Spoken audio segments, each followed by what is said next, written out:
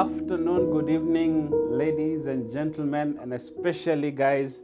We are very happy and very honored to be here on yet another Monday. Every Monday, we are always very happy to be here to talk to men about things affecting men that makes better men, things that will make us better in society. And you know, better men equals to better marriages, equals to a better nation, better institutions. And manning the gate is what we do every Monday to ensure that those things that are in the city remain in the city, and those things that come into the city, we watch and see whether they are allowed to come into the city.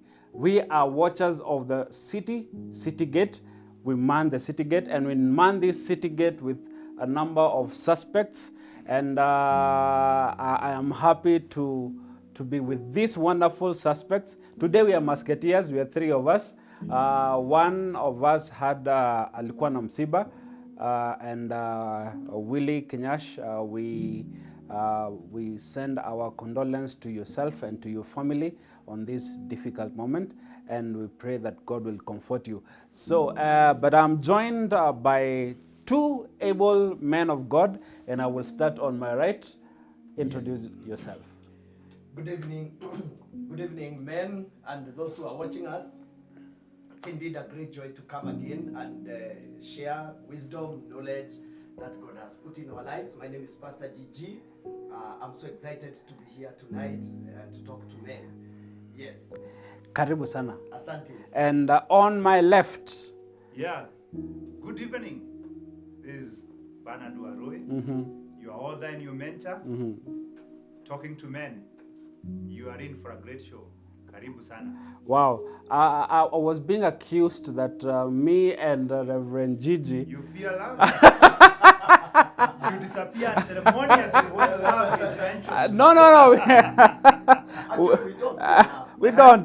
You know, in that season, we needed to treat our loved one. Exactly. And therefore, it is wisdom to take some breaks. So are you trying to say that No. treat our loved ones? I did not say that. I only say what I did.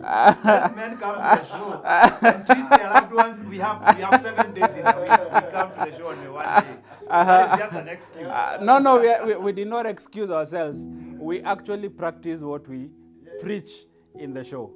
But anyway, we are here, and today we are having a different show, and we are happy to be here talking about man and image. So, Reverend, when we talk about man and image, what are we talking about? When you're talking about men and image, we are talking about when I appear, what gets into people's minds.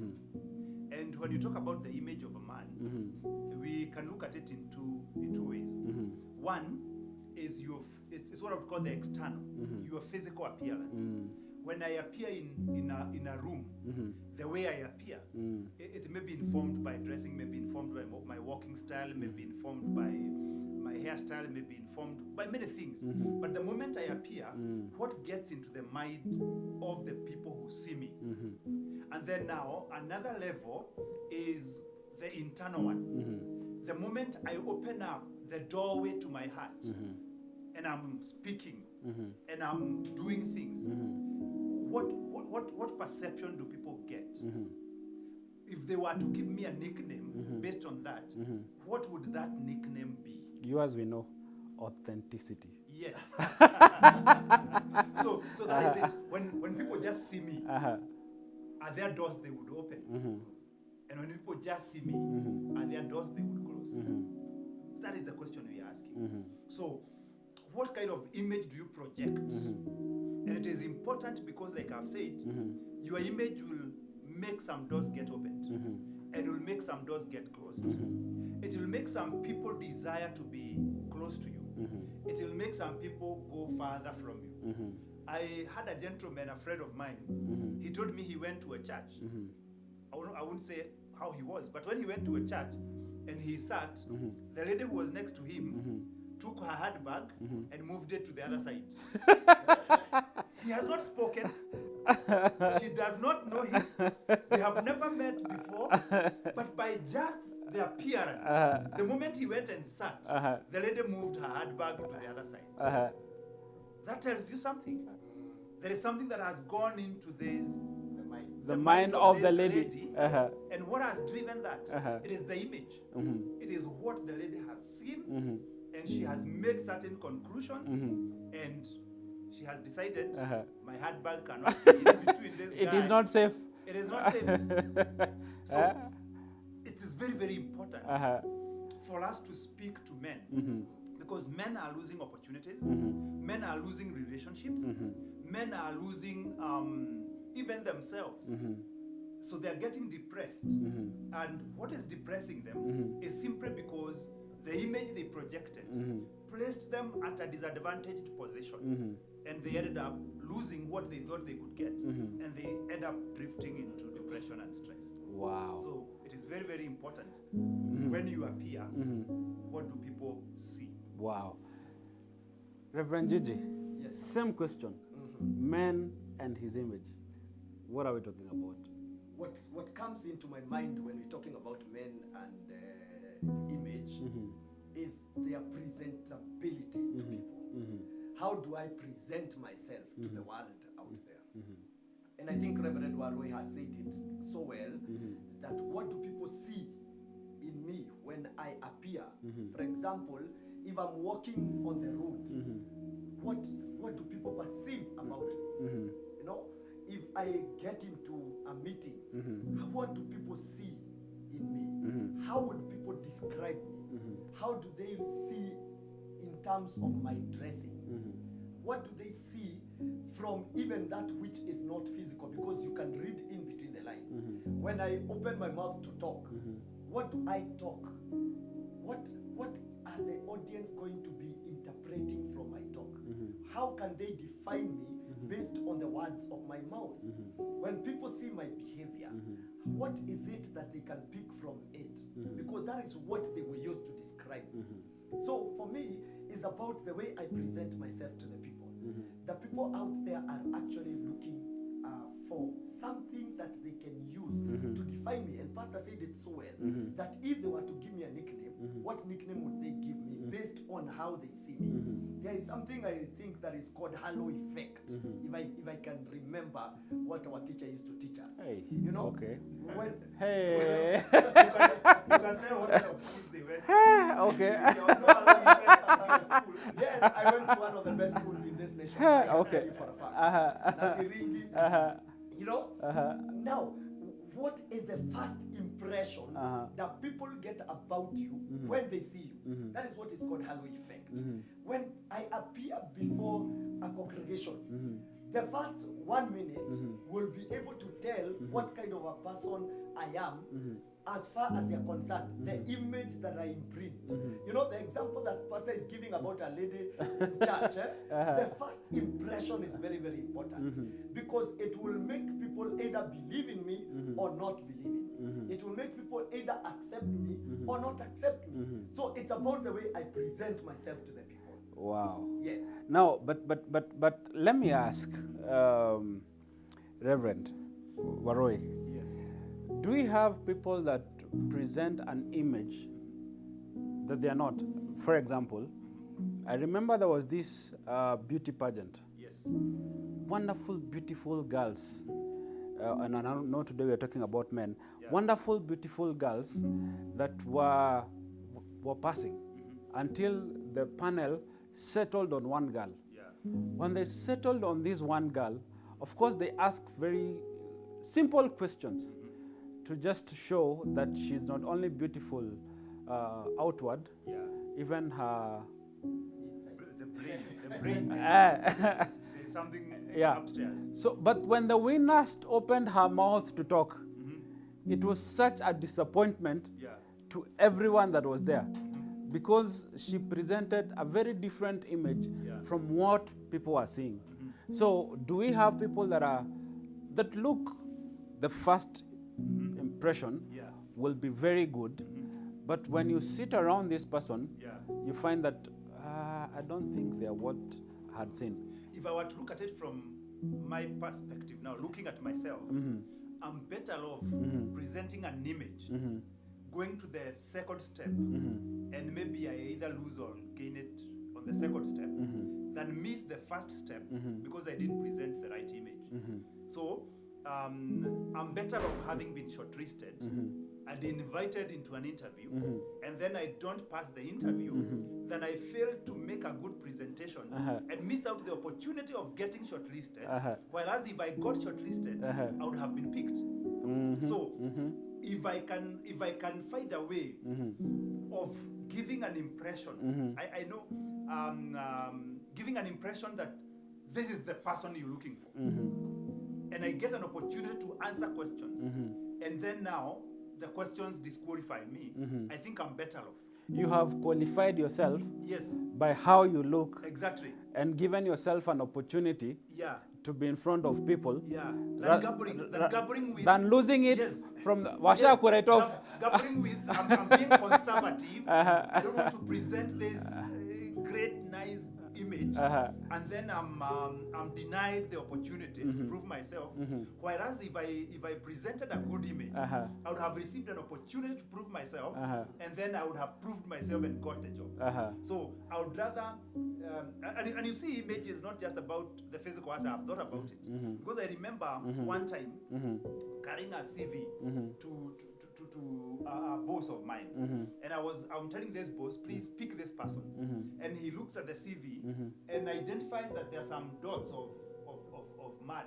I think that there was even one dot of mud on the CV, and the person, because of their the way they look at things and their perfectionist nature, they are like, this person doesn't look organized, because how did he allow his there was CV, a dot. There was a dot, yeah, kamatope. How did he allow his CV to you should have redone it or printed it again, than allowing it to go through when you can dot ya kamatope. So the image is already distorted. So the problem is not the person. The problem is not the person, it's the image. It's the image. Yes. No, I'm saying the person is not the owner of the CV. The person is the person that is looking at the CV. No, the problem is not the person looking at the CV. It is the person who presented the CV. Yeah. Because the moment, even if you're coming from the village and some small... So you actually agreed with your boss? Yes, but I pleaded with him and the guy got it. Yes, because if I'm presenting something, if I'm doing some work to it's my CV. That CV is the one that I'm not there myself. It will speak, it will tell this person, you should pick this person or leave them. And it gets a dot of that. Redo it. You see, Pastor, you don't have the authority to influence the way I look at what you give me. And that is the point here. Exactly. That when I receive that CV, it is upon me to make a judgment based on what you have presented to me. So to be on the safe side, can you make sure it is error-free? Yes. That even if I'm looking for a mistake in it, I won't find it. Yeah. To the person who wrote it or who presented the CV, it may have appeared like, these guys should understand. I come from, the village. The roads are muddy. It is during the rainy season. But do you have the authority to convince the person that is looking at it that they should understand that you're coming from a muddy place? No. Therefore, when we talk about image here, we telling men to present yourselves the best way that you can. Such that when people look at you, they are going to see that this is actually the kind of a man that we want. However, back to what you were asking, Reverend, there are people that present what they are actually not. There are people that try to make up for what they are not. And many times, when that happens, you can only pretend for a short time. I will say this with a lot of caution because I know if I realize that I am not... Sorry, my voice today is a little... I know you preached. I've been preaching the whole day. Yeah. You know, if I am not exactly what I'm supposed to be, I have room to make myself better. But I cannot be the kind of a man that is misrepresenting myself all the time. I may make a mistake like Once. Pastor is saying, that I have presented a CV With a mark of mud, uh-huh. but from that I should learn and know that next time I am going to be extra careful that whoever sees me, they have no choice other than saying this is the best of the best. Therefore, we are all growing, and the image we present should actually be becoming better and better every day, so that we can actually grow as we present ourselves to the people, and that is the way we market ourselves. Yeah, and I think now I get the direction you're coming from. We are not teaching men to misrepresent who they are. We're not teaching men to carry a deceptive image of themselves. We are teaching them to give a true image of yourself. But this first impression is very, very important. Very, very important. Yeah, so you don't misrepresent any facts. Be authentic. Be authentic. Be authentic. But authenticity does not, actually there is a statement that I like, that authenticity does not mean holding on to unproductive habits and behaviors and just saying, that is me, no. Making people, yes. no. Like we had a discussion here before this, and we were discussing some things, and we were saying, like myself, I don't like putting on a tie. That's me. But there is a place where I'll be invited. If tomorrow I'm invited for an interview, I will get a good tie. If I'm going to preach in a certain church that you cannot deliver to when the people see you without a tie, they close their ears. I'll put on a tie. So I'm not misrepresenting myself, but I'm ensuring that I'm meeting my objective. So wait. Yes. Determine whether my objective will get home. Let's stay here for a minute. Yes. So you're saying you're not putting on the tie because of you. No. Because you don't like it. We actually don't clothe for ourselves. I clothed this way for this show. Actually, if you are living in this planet alone, if I was living, let me use myself, not you. If I was living in this planet what do you alone, mean? I would never wear clothes. I would never wear clothes. Eh? I would never wear clothes if I was living on this planet alone. No, wait. Why would I wear clothes? When I'm alone in the, if I'm alone in the house and there's nobody else, and I've closed the doors, you guys stop imagination. But yes. To bend a mbali. But you're talking the truth. That is, when I was leaving, what was on my mind was not me. It was our audience. It was the people who are watching us. The viewer. That is when I determined what I will wear. It is not about me. You don't wear for yourself. Okay. No, you don't. Why would you need this shirt for yourself? Okay. But when you are alone in the house, when you like now, if you go, take for example, you have traveled. But I look at myself and whatever I see. No, wait. Let me answer first. Then you ask the question. Yes. When I leave the house, Yes. I look at myself in the mirror. Yes. And the image that I see, I'm like, wow. You know what? This is good. Your mind, because I know what goes through your mind. What goes through your mind is that the people who will see you will like the way you look. No, you have to see. Have you ever gone to some place and you know for sure these people dress a certain way? Yeah. But that particular day, you don't feel like dressing like them. You want to be you or dress like That you. is why we are talking about image. Because now there are opportunities you will lose because of behaving that way. I'm asking you, leave alone when you're at home with your kids and Okay, whatever. traveling, when yes. you have traveled and you are from the field and you get into that room and you are alone, do you go putting on a suit? We ask the same question. Why are you guys asking me that question? Because we want to be rich. If you're in Kisumu, sometimes I don't want to say. That is free. That's life. Yes, because it's only you. But the moment you are leaving, you ask yourself, if I leave this door and there is a cleaner passing by, What will they see? then you put on something. So yes. You don't dress. You don't dress for yourself. Okay. You dress for other people because you can't That's the even truth. see yourself.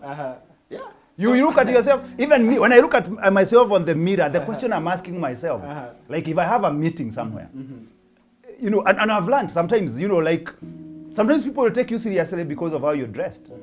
I remember one time putting on a sweater and a khaki trouser, and I had a government meeting. I was meeting with some senior officials, and we go and we get into this meeting and we sit, and they continue sitting, and we're wondering why are they sitting, and they're asking, have you guys arrived? And we're like, it's us.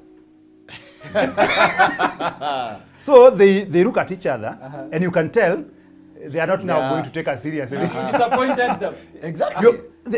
They might take you seriously, especially now that maybe you are coming from a place where some authority, you can exercise some authority regardless of how you dress. But you can imagine if I was coming for an interview or I was coming for a partnership, and then they would feel you will lose that opportunity because of the image you project. And it's contextual. You must ask yourself, the place where I'm going, who am I meeting? What kind of opportunities doors would this opportunity open for me? And when they look at me, do I look like a serious person who, you know, one time I've always used that negatively, but you can use it here. There's one time when I was dressed casually, and we sat in a kibada somewhere, because image is also even where you go, my friend. Image is even where you go and who you go with. Yes. Where you go and who you go with. And who you go with. Okay. So I'm in this kibada and having some chapati madodo and everything. And some ladies come and sit, and we are talking and chatting. And so we're asking, what do you do and all that. And they looked at me and told me, we look for people who can make investments of millions of shillings, not people like you. Told me, we look for people that can invest millions, see what come away. So in other words, the image I projected to them was not of a person who can invest millions. Wow. Well, Rev G, yes. You're agreeing with him? I agree with him, totally. I'll give you a very simple example. Every time I am dressing for a meeting, my children don't have to wait for me to tell them that I'm going for a meeting somewhere. And especially when I'm going to church. There's a way I dress up when I am going to preach. And if I make a mistake, you know, and if you're like me, kuna zile nguo za kukaa nyumbani na zile za kwenda. So every time my children see me wear such certain clothes, the next question is, Daddy unaenda wapi? Even when I just want to wear nicely and sit in the house, just to feel good around my children, because sometimes I will wear that and I'm not going anywhere. I'll put on this blazer and I'm not going anywhere. To feel good? Just to feel good. Oh, and let so my children... Wait. You asked me whether in the house I can wear a suit.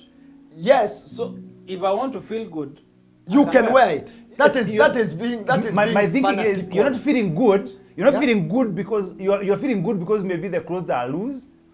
Or something. You're not tight. You know, listen. Okay, watch this. Listen. I'll wear nicely to sit in the house so that my children can see me and see that I actually look good. Also, it's not for you, it's for your kids. Let me tell you. If I will tell you what Pastor Warui said. Yes. If I was staying alone. Unakuwa mkali. Yes, because these are hard facts, my friends. Yes. Yeah. Tell me. The only reason I clothe is because of people. And let the world know that. I will tell you the truth. When I was a young man and staying alone in some place in Eastlands, I would get to the house and the first thing I do, I remove my shirt, I remove my tie. I love ties. Yeah. Not like you're not Pastor like me. Warui. Yeah, I don't like I them. can wear a tie every day, provided I am going out. But I'll get to the house, I'll remove my shirt, I'll remove my trousers, I will remain in my boxers, get to the kitchen, make tea, come sit on the couch, take my tea in boxers. Okay. Because I'm alone. When who makes me wear this trouser? It is you people. Simon. It is not my Simon, do you wear your three-piece suits in the house? I want to visit your house. No, of course I want don't. to come to your house and see you. No, of course. No, when you're coming, I'll dress up for you. Exactly. You have come. Now you have That's come. where we are. Yes. That's where we are. Yeah. So, image is about the people that we are interacting with. Yeah. Not me. It's not about, what do you need to know about you? No, listen, I'm asking. Terry, listen. Yes. What do you need to be told or to be shown about yourself that you don't know? Tell us here. Okay, you're Ndung'u, but I know everything about You know myself. everything about yourself. Yes. You don't need to make yourself any better for yourself so that you can please yourself. You are supposed to make yourself some clothes that will give you a good looking shape. A good looking shape. You only wear these things because of us. Yes. Okay? Today is Monday. I've spent the whole day in the house. You should see the clothes that I wore before I came here. Oh, we don't want to see. Yeah, I'm sure you don't want to see them.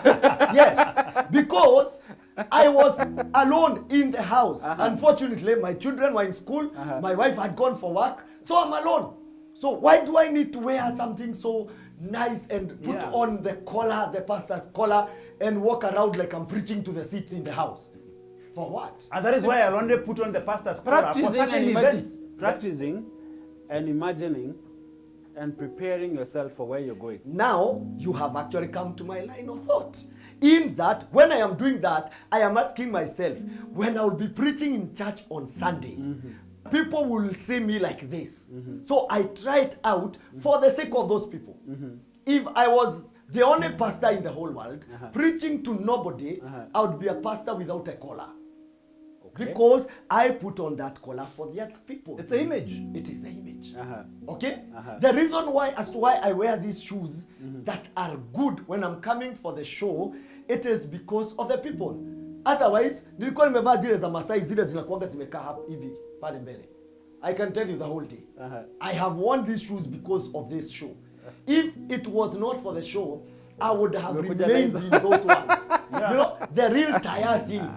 Because it's about image. If I met somebody on the road and they look at me, will they tell me that I'm Pastor Gigi? Or will they think that I am a watchman? Or will they think that I am a lawyer? Or will they think that I am a matatu driver? It is about image.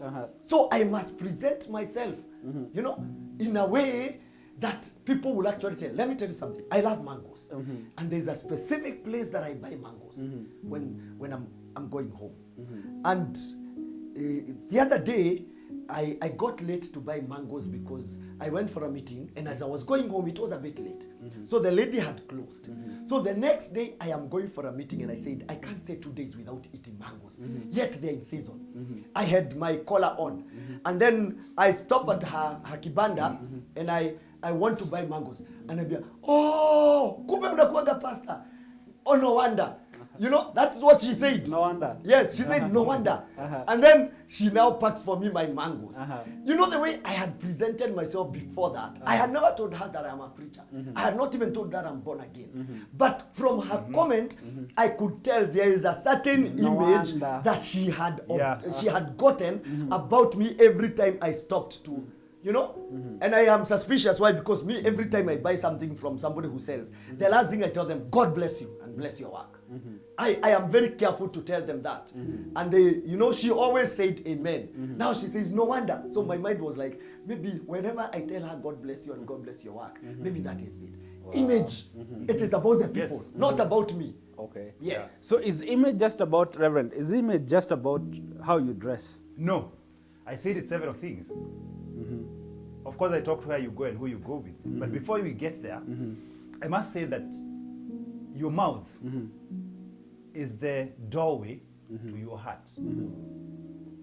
And your heart is the real you. That when you dress, when you clothe, what you're trying to give is a first impression.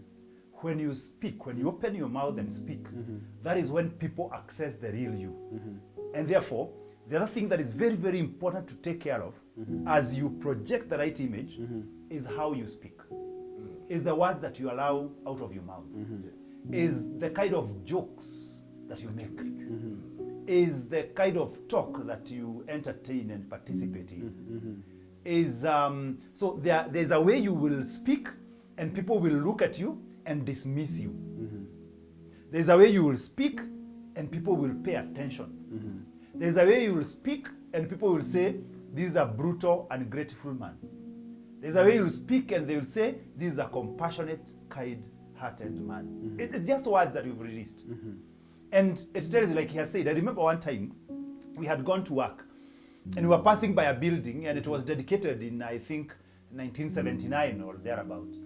And the lady we were with told me, this building was dedicated before you were born. And I was like, you want to be? I was not born by that time.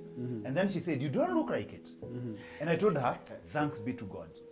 The following day she came and told me, when I went home yesterday, I told my husband, we are working with a born again man. And I asked her, how did you know I'm born again? And she told me, men rarely say, thanks be to God. So by that statement, thanks be to God, I had already told, she had concluded that guy is born again, he fears the Lord and walks with the Lord. So when you're in that matatu, when you get into that boardroom, when you, because one thing that you never know is who is sitting next to you. The person sitting next to you might be the one holding the key to the greatest opportunity in your life. And there is something you will say, and it will just lock that door. Or there is something that you will say, and they will want to listen to you more. They will want to know you more. And as they get to know you more, they will see, yes, this is a person that we can open this door for. There are people, because I know they are wise. I know they have a lot of wealth of knowledge. But there are places I can't invite them, because as they dispense that wealth of knowledge, there are words that they release. Is there anything like undoes? It will undo. It will undo everything, all the wisdom they have spoken for a whole hour, given a lot of wisdom, but they just say one statement that just spoils everything they had said. So the question is, Jesus said clearly that from the abundance of the heart, the mouth speaks. So when you speak, Paul is saying that let your speech be gracious, that you may know how to answer everyone who asks you. So let your speech minister grace. Let your speech be seasoned with salt. James said that the tongue is like a spark of fire that will burn a whole forest. Yes. So be careful, because the words you speak are a doorway into your heart. And people will make conclusions. There are girls who will miss husbands. Jamaa alikuwa ameona msichana vile anakaa vile ako, huyu ni yeye. Akifungua tu mdomo. Take off. Yes. Wait. A girl had seen a guy. No, I want to ask. Yes. Ni maneno ama ni harufu? Ni maneno. Harufu hata ame blush na ile dawa iko na manukato mazuri. Amepuliza kila kitu. Ama jamaa, because you are talking to men. So a guy is good. Ameunga vizuri. Akopoa. And then now, and the girl loves this guy. The suit. He leads places. Anafanya nini? But wait until he opens his mouth to talk to this girl. Maneno tu anazungumza. The girl is like, I didn't think this is what I was. This is not what I wanted. And you lose that opportunity. You do your CV, looks good, very smart. You said it. They look at it and they say, this is the person we want. They invite you for an interview. You come. The way you speak just throws you off. And so you must be very careful with your words. And you would rather train yourself. You would rather go for training. You would rather study. You would rather listen to people, because one thing that is very important, if the way you speak is not right, there will always be somebody who will tell you. Sure. That the jokes you make sometimes are inappropriate. Okay. The way you speak to people sometimes is disrespectful. Because again, you don't make, there are certain jokes you don't make to everyone. There are jokes I can make to my peers that I cannot go make to somebody else. So be very careful how you speak. Mdomo. Na mdomo si kuzungumza pia. Si hata Suleimani alisema ukiitwa na tajiri mle, weka kisu kwenye koo lako. Okay. So this mouth eats. Yes. And it speaks. And speaks. And speaks. So I want to ask a very dangerous question. Yes.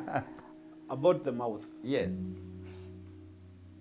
Reverend Gigi, the mouth. Yes. For a man. Kuna sometimes he has talked about the things we speak. Yes. He was also talking about eating. Na kunaweza kuwa na uvundo. Either from the mouth or from the words that you speak. Yes. And how do you tame or put your... Masema nini kwa Kisu. Kisu kwa... Kisu ni eating. When you're eating? Yes. Or talking? When you're eating. Okay. When you're talking, the psalmist says, he prays to God that God will put a watchman. Yes. To watch what? To watch what goes out. Wow. So how do you... I think Pastor is already alluding to the fact that we need to be very careful what comes out of the mouth. Jesus says, what defiles a man is not what goes in. It is what comes out. That which comes out of our mouth has the ability to spoil our image big time. First of all, you know, mimi napenda hizo real life issues, wachana na maneno. Yeah. The smell that comes out. Honestly, toothbrush. Yeah. now you're already laughing. No, the answer that you're giving. Okay, what has the toothbrush done? Toothbrush. Ni pesa gapi? Depends. It depends. From as cheap as 20 shillings Yes. To to 300 or 400 shillings. Yeah. So place yourself somewhere. But all those toothbrushes, they brush the teeth. And they brush the tongue. So sugua ulimi. Hata kuna ya mti. Hata juzi nimeenda ushago. Nikaenda kwa Cyprus nikakata kabuti. Yeah, Cyprus. Hiyo ndio tulikuwa tunatumia. Nili brush ilikuwa safi kuliko venye. Exactly. You know? Hata sikutumia hiyo. Si unaonaga wararua kwa barabara tu anafanya, you know? Inasuguaga uchafu yote. But there's some okay, I will not mention which people. Yes. They are brushing. Yes. But kuku kumejaa those two leaves. Wachana to leaves. Hiyo ni image yao. Lakini the truth is kuna hizo zenye hata you don't even buy. Yeah. Provided you get hold of a piece of a stick, you can brush your teeth. Colgate. Okay, not Colgate. Unajua toothpaste zote ni Colgate. Kama vile tunasemaga niletee omo ya sunlight. Na omo ya toast. Ama Pampers soft care. You know? So, toothbrush and toothpaste honestly does you a lot of good. Mouthwash. Kama uko na pesa enda ukanunue Listerine. Kama hauna enda buy bicarbonate of soda. You know, weka ni 30 bob. 30 bob uweka kwa maji. Ama maji ya chumvi. You know, those things will prevent that smell that comes out of your mouth. It will create a very good image. And we also need to understand ourselves because some of us naturally those smells will come out. So you need to understand your biology and understand what kind of a person I am. If I am the kind of a person that is producing those natural perfumes, please do something. You know? Yeah. But even from the Beba karoron, inaitwa roron. Yes, roron. But they say mwanaume ni jasho. Mwanaume si kunuka, sio harufu kunuka. Mwanaume si kunuka. Jasho si kunuka. Si harufu ya jasho. Utasweat. You can sweat and not smell. You can sweat and not smell. Yes, you can sweat clean sweat. Yeah. You know there was you can sweat and not smell. There was somewhere I was.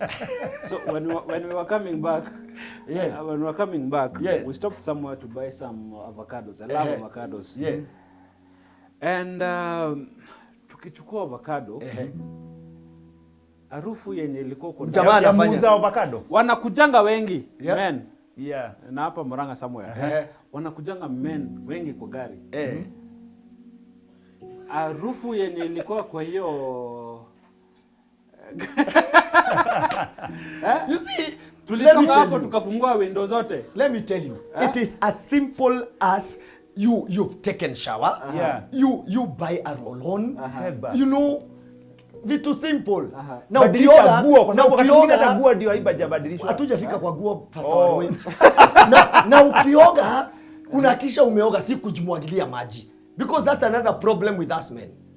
Many men, let me tell you, I am sure if you pick 20 men, wanaume 20, uwaulize the last time walisugua miguu yao kule chini, na hiyo mawe kusugua, you will be shocked. Let me not give statistics because I don't have them. But you will be shocked. Na ndio maana unaona akitoa socks, sasa hiyo natural perfume inatoka pia.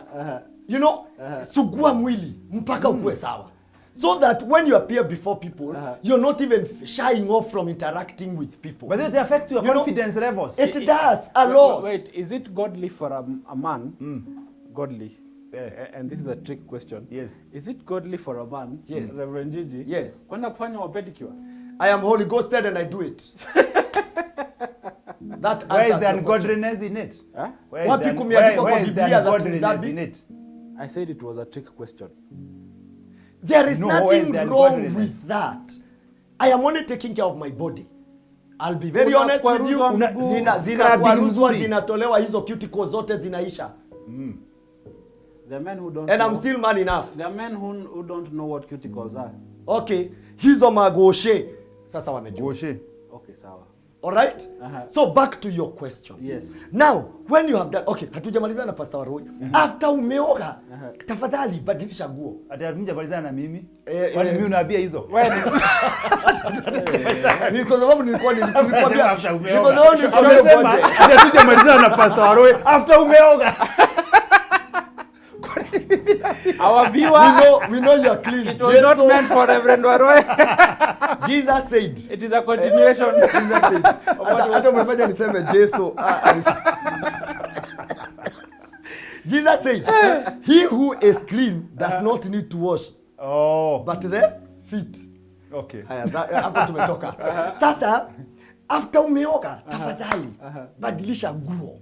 Oh, because okay. Yes, hapo ndio tuko tumemalizana. Ndio tuko tumemalizana, yes. Okay? Yes. Na unabadilisha from inside out. Yes. From inside out. Explain. Kuna watu wanaoga anabadilisha shati na trouser. Boxer ni ile. Boxer ni ile. Amevaa siku tatu. Anakuwa na vest moja. Ilikuwaga ya white, sahi iko grey. Socks. You're supposed to kubadilisha kila kitu. That is what we are saying. You change from what is inside to what is out. Unawabadilishagi. Na ndio inaharibu kaishe. Imagine una appear mbele ya watu. Don't tell us to imagine. No. You have to imagine so that you see the picture. You are appearing before people. You've worn the same boxer 3 days, my friend. Hata kama umevaa suti ya namna gani, hata kama umevaa ile ya Jojo. Let me tell you. Vile pastor amesema, utakuwa unaona watu unakanyaga one step backward. Yes, your confidence levels are down because and by that you're destroying your image. Yes. No, but the fact that you're not changing means that you're okay with wearing it 2-3 times. You are okay. You are okay when you are alone. What image does the moment create? The moment you get near people, the mere fact that you know you didn't change that vest, na ndio ulilala nayo, the moment you get near people, your mind tells you watu wanafikiria watu wata smell hiyo smell, then you either keep away or utajitesa. Umeketi kwa room, watu wamepanga line hapa, mlango ndio ile ya kwenda washroom, lakini una imagine ukisimama na kaboxa hujabadilisha, hutaki kupitia mahali wako. Exactly. Vile wamesafika na ile perfume. So unajitesa hapa, maana unangoja watu wote watoke. Hutaki kwenda ukipita katikati ya watu, alafu mapua iko karibu na nini. Some comments. Some comments. Wacha nimalize. You don't even want to. Let him finish. You imagine you are this person who does not even have the confidence to even hug someone. Yes. Because you're imagining that huku ndani yako kunatoka harufu mbaya. And you know some of our amino acids actually misbehave. Amino acids. And yes. That is the way we are created. Amino acid ni gani? Ni zile zinakuanga kwa jasho. Ndio maana ulikuwa unasema mwanaume ni jasho. So hiyo harufu inatokaga kwa jasho, inakuaga kwa sababu ya amino acids. I'm asking on lakini harufu inakujaga. Everybody has a unique smell. Harufu inaletagwa na combination of sweat and dirt. Kuna wakati ushaenda bafu. Why you guys agreeing so much? We are holding. Kuna wakati ushaenda bafu, ukitoka kwa bafu ukakuta ukisweat. Of course. Hiyo sweat huwa inanuka. Hapana. Sweat hunuka kwa sababu inakuwa combination, it's a chemistry combination of sweat and dirt. So if you are clean and you sweat, it can't smell. Yeah. Hallelujah. So If what you're clean and you sweat, it can't smell. It can't smell. Okay. That is the truth. And that's why we say unaoga, ukioga, ukimaliza kuoga, unabadilisha nguo. Because usipobadilisha nguo, yes, usipobadilisha nguo, sweat itaingia kwa nguo. Hiyo nguo ikikaa ikipata uchafu, itaanza kunuka. So by the end of the day, when you appear before people, sasa ile harufu itakuwa inakuja. Sio kwa sababu ile sweat unatoa saa hii, kwa sababu ya ile ya jana ama ile ya usiku. You understand? And that is why we will tell you honestly, usilale na vest alafu uende job nayo kesho. Okay? Make sure you are wearing something fresh every morning. By the time you're leaving the house. Every time you take shower, change it. And it doesn't have to be expensive. No. These things are 100 shillings. Na uiguze na pasi. Wow. Wow. Iguze na pasi. Kwa sababu, you know, there are times you see a guy, he has a nice trouser, lakini imekuwa tight. Na si tight kwa sababu ya size. Nijua creases. Imeikuja. Ni kama imetoka kwa tumbo ya nani. Let's talk about something. Wait, Pastor Warui. Hey. Before you go there is something that many people make a mistake about. Even the so-called the elite. Ile creases ya kutoka kwa hanging, not hanging like hanger. Hanger. Mahali wali hang. Trouser imekatika hapa. Iko na two creases tumekaa. Uliipiga pasi ukaihang na hanger. I doubt whether the people can see. I don't think the camera is taking what I'm doing. But you know, kwa trouser uliipiga pasi. There's a shot. Uliipiga pasi ukaihang. Sasa hanger imeishika hapa hivi iko na two creases. Unaona mwanaume ako na two creases hapa na tugine. Hiyo kitu inaubaya. Ni mbaya sana. Actually there is that, and there's also people who buy shirts. Yes. And then kwa shirts unaona it has those lines bila ilikuwa imekuja. Bad. So haikupigwa pasi. Na ni mpya. By the way, ni ushamba kuvaa. Na tuseme pia, na ukinunua suti mpya, toa hii kitu inakuwa hapa. Please talk about that. Talk about that. Toa. Do you know? Hiyo ni ushamba. Hii kitu inakuwa hapa. It is not meant to be there. No, but there are some people who believe that you need to know it's Gikonyo. Let me tell you, I will know it's Georgie just by looking at it. I don't have to read the label. When I wear this coat of mine, my friend, when I wear this coat of mine, the person who should know what coat I'm wearing, no, the person who knows, who needs to know, or who would know. So you don't dress for you. You dress for other people. Listen what I'm saying. I'm saying this, that when I put on this jacket or coat of mine, depending on what you call it, and I go out with it, the person who ought to know brads and the value of brads does not need to see the label. And I can tell you, I've worn, and I meet somebody, and they tell you. Yes. That is the truth. They look at this coat or whichever else or the other, they have not seen any label. They have not looked inside, but they can tell you in label. Okay, now. So the people you are thinking that want to see the name, you are targeting the wrong audience. Ni ushamba. You are targeting the wrong audience.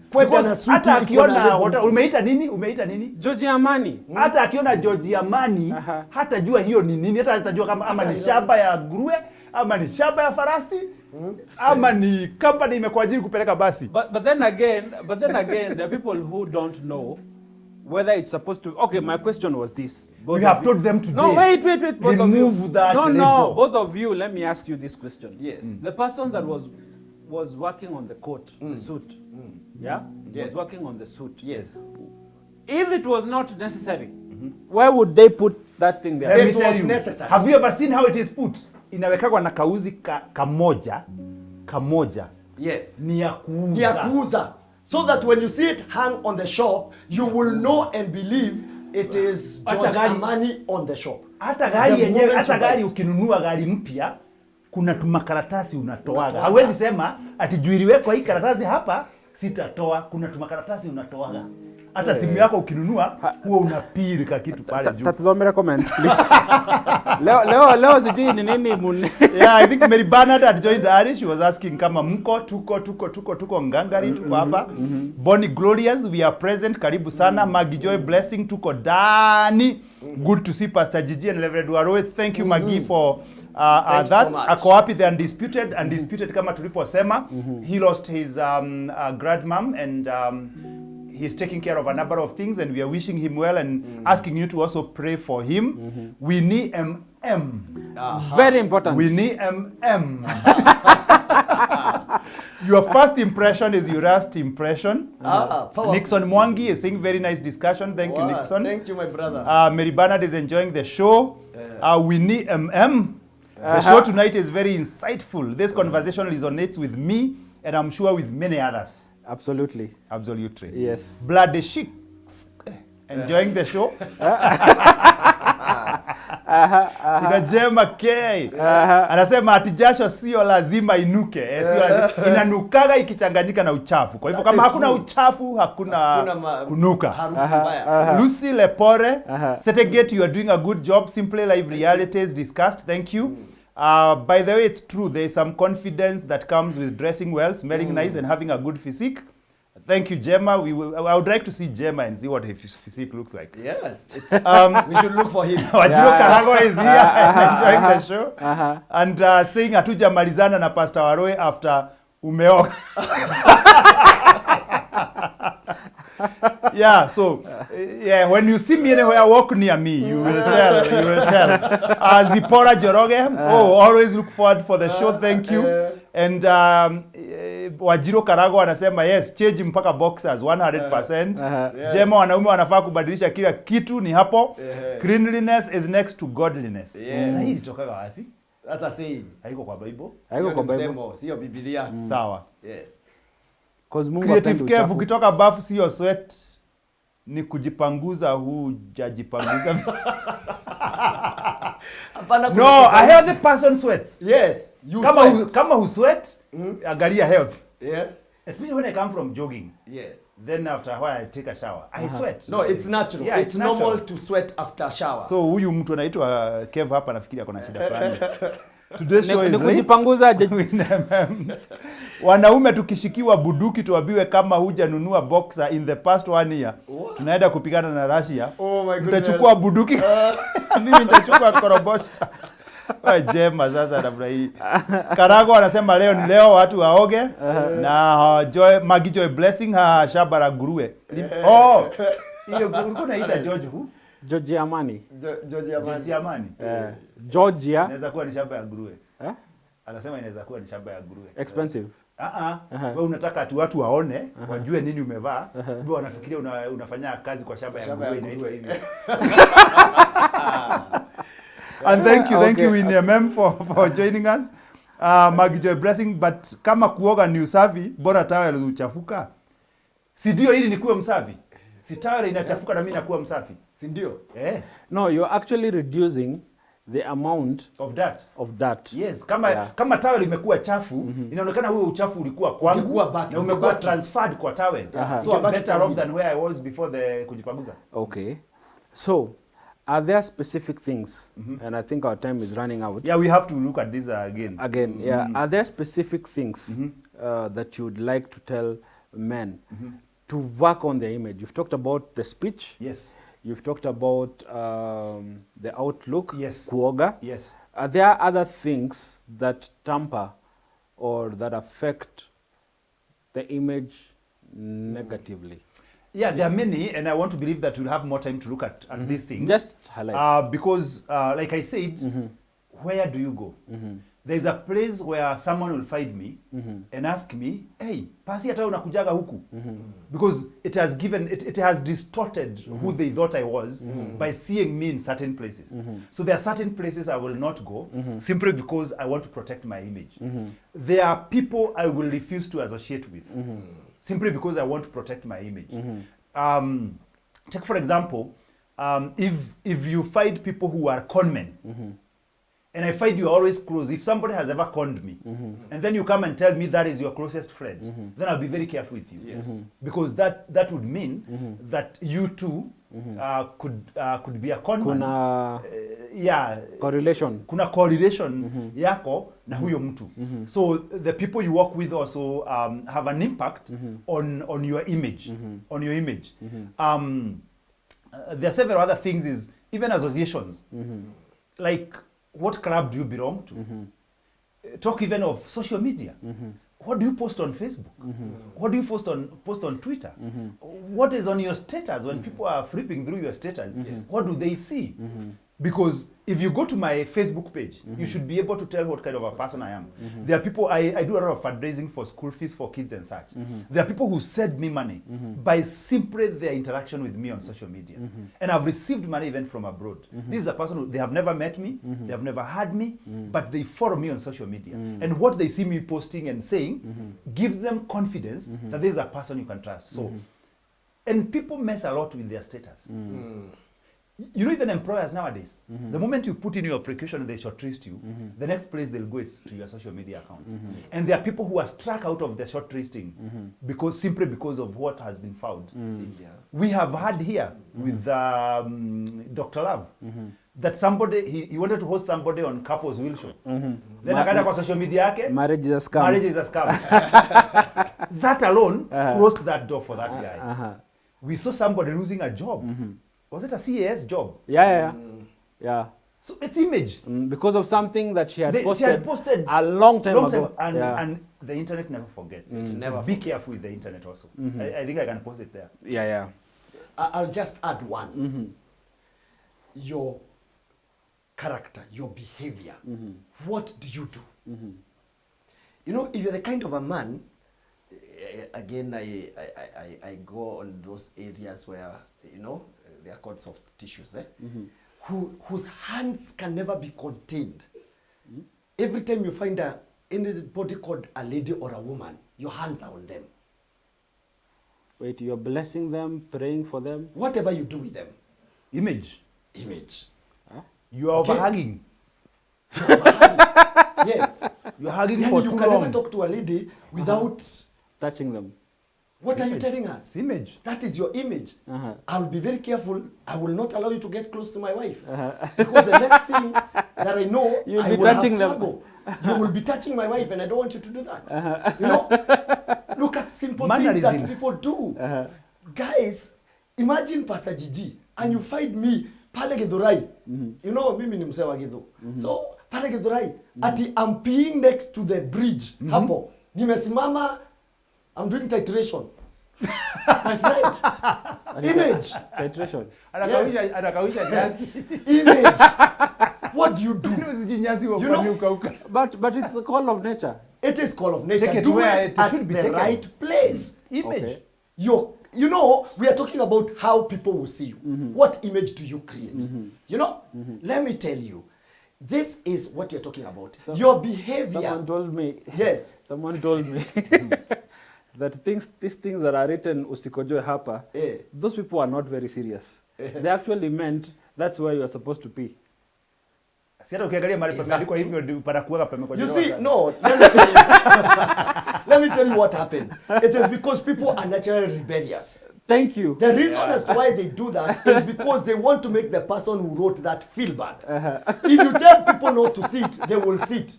If you give people permission to stand, they will never stand. They want to sit. That is them. But you know, look at these guys. What do you do? How is your character? When you are walking on the road, if I find you and you go, and I have nothing against anybody, you know, but I want you to imagine the president of this nation, you know, is walking on the road, eating muturamwitu. What image is that? I'm not saying, I said I have nothing against anybody. There's no problem. And I'm not saying it's bad. I'm only talking about image. Wait, muturamwitu is which one? It is called muturamwitu. Ni opposite ya kebab. Yes. You know, what image do you get? Ama Pastor Gigi is chewing sugar cane, you know, akijimwagia nini? kwa crusade kwanza. But that thing is very nice. It is very nice. I have nothing against sugarcane. I'm only talking about image. You know, there is a way I can eat sugarcane and I make a good image out of myself. There's a way I can eat sugarcane and I mess up the good image that I have done before. That is called food for thought. So we are saying, be very careful the things that you do. Because they can spoil your image. I think because of time, allow us to stop there. Your last words, and as we close. I want to say this as my last word. Let me tell you, image is very, very important. Man is equal to image. The way people see me is what determines the worth that they place on me. I must be very careful to maintain a good image. Wow.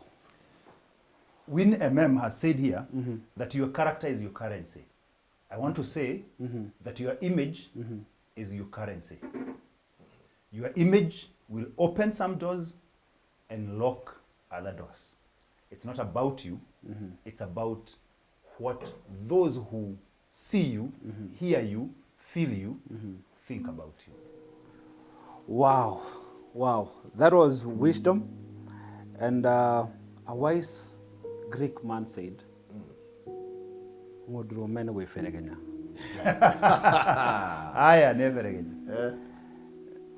that is to mean, for them that don't know Greek, how you present yourself. Manner maketh man. Say that again. Manner maketh man. Wow. Okay. God bless you. Have yourself a wonderful evening and work on your image. It's a thing you do every day. You don't stop until you're 6 feet under. You do not stop working on your image and getting better. What a wonderful show. And to our other suspect, Poleni Sana. Yes. And may God comfort you. And you guys, that was a wonderful show. Thank you. God bless you. Amen. The production team, good job. Well done. Yes, well done. God bless you. Kwaheri. Yeah. Amen. Good evening.